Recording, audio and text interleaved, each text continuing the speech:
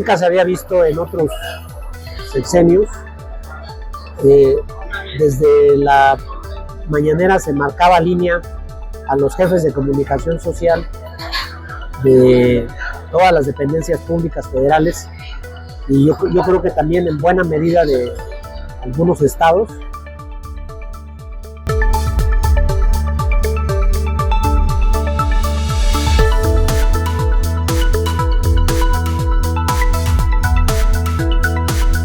Había una instrucción desde la presidencia de que no se podían dar entrevistas para reinterpretar lo que decía el presidente.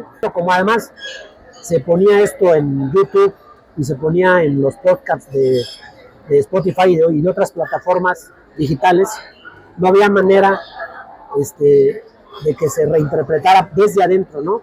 Digo, después ya cada quien lo podía editar, lo podía descontextualizar o contextualizar, y había para todos, ¿no? La gente que no, digamos, estaba de acuerdo con sus formas, con sus señalamientos, tomaban una frase y se ponía como muestra de que estaba mal.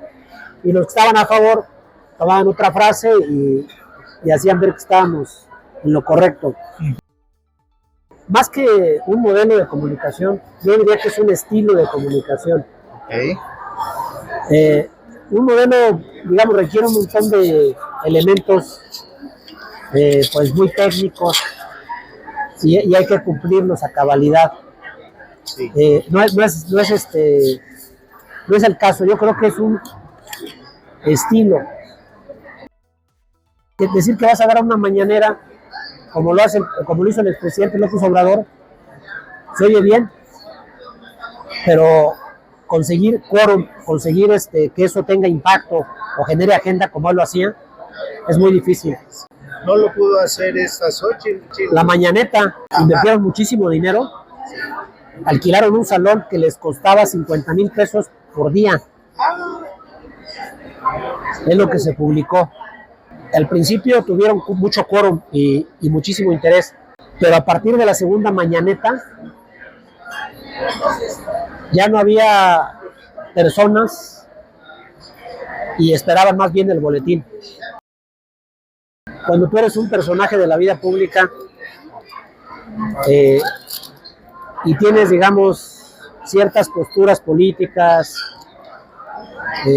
ciertos, digamos, enemigos, amigos, que tú identificas claramente, pero si no tienes nada que decir después de tu primer dicho sobre el tema, te vuelves irrelevante para los colegas periodistas. Digo, las frases, por ejemplo, primero los pobres, con el pueblo todo, sin el pueblo nada, no eran como dichos que abarcaran toda la conversación. Se trata de dichos que podían generar conversaciones de distinto tipo. Cuando eres capaz de atraer la atención de tus escuchas, de tus interlocutores que representan a los medios de comunicación, te conviertes, digamos, en un referente para empresas de televisión, empresas de radio y empresas de prensa escrita, ahora de redes digitales. Pero cuando repiten lo mismo, que era el caso de Xochitl Gálvez, dejas de generar interés, incluso para los lectores. Imagínate, ¿de qué le sirve a los lectores de los medios impresos, o de qué le sirve a los televidentes o los radioescuchas escuchar la misma noticia todos los días? Pierde relevancia tu discurso y pierde legitimidad.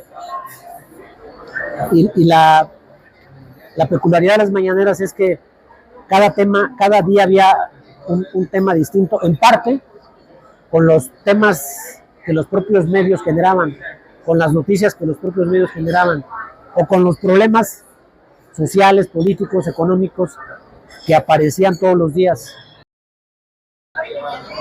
De frente, los periodistas, los que preguntan, como dice tu libro, le podían preguntar lo que quisieran. Y estaba claro que no podían dejar de preguntar sobre situaciones conflictivas, masacres, inundaciones,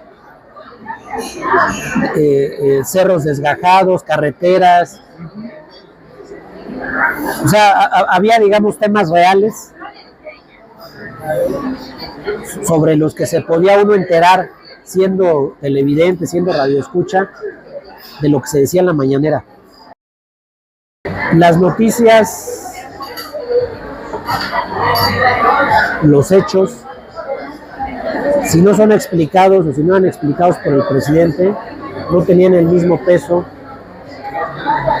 para los lectores, para los radioescuchas, para los televidentes. El presidente podía competir en su explicación de ciertos hechos con lo que expusieran medios tan potentes como la televisión o el radio. Y no se diga la prensa escrita, ¿no? Y además, el peso que tenía su imagen, su discurso en medios impresos, en medios audiovisuales y auditivos, opacó a las figuras de oposición, o a veces opacó muchos problemas, no porque él pidiera que se opacaran, sino porque pasaban a segundo plano.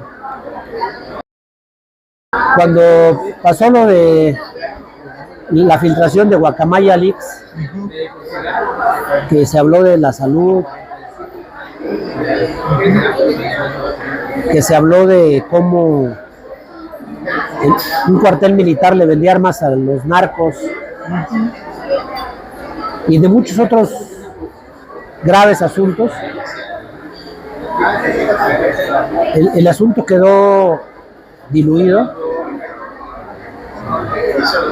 porque el presidente pudo explicar o pudo, entre comillas, justificar muchos de esos hechos y no pasó a mayores. En otros tiempos hubiese provocado una crisis de legitimidad y, por ejemplo, en el caso de países donde los medios tienen más potencia y más legitimidad social, como es el caso de Reino Unido, de Francia, de España, de Estados Unidos, hubiese provocado la renuncia de varios funcionarios y no fue el caso. La relevancia mediática del presidente se convirtió en el centro de la discusión mediática y a veces hasta familiar y a veces hasta, digamos, entre amigos, en fiestas, en reuniones. Un fenómeno.